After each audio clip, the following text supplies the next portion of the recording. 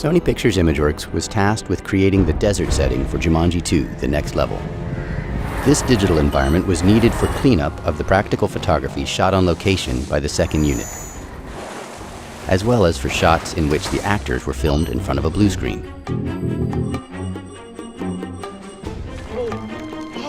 To begin our process, we needed a digital representation of our location, so we employed a photogrammetry technique using drones to photograph the desert location and then process this data using a combination of Agisoft's Metashape and SideFX Houdini to produce a highly accurate model of our location. Instead of going down the usual route of UVing and texturing the entire asset, we developed a technique of chopping up the asset into shot-specific chunks and then procedurally texturing each piece as needed. Using this technique meant that we could easily augment or replace practical dunes whenever necessary. One of the main problems of shooting in a desert is foot and tire tracks. Our specific shooting location was full of tire tracks from dune buggy enthusiasts, in addition to those from our production crew. Rather than repeatedly painting these out, which is a slow and laborious process, we replaced the practical sand dunes with CG versions in order to make them appear uninhabited. We found that racing through an empty desert with nothing but ripples in the sand to produce parallax didn't provide the desired intensity or peril.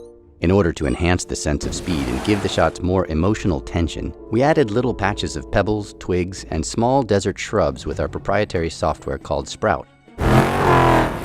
This software allows us to quickly paint in instances of plants and rocks, adding more visual variety and important reference details to any shot.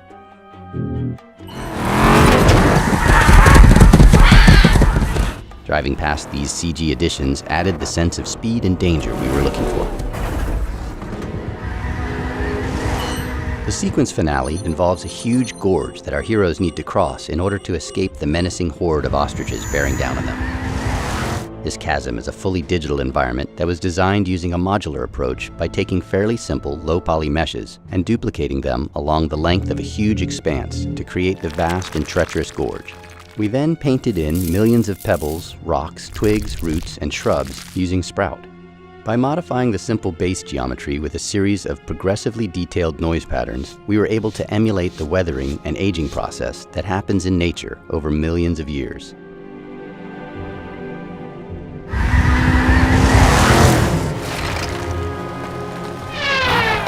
Combining these techniques added the complexity required to achieve the photorealistic look of the exciting and dangerous world of Jumanji.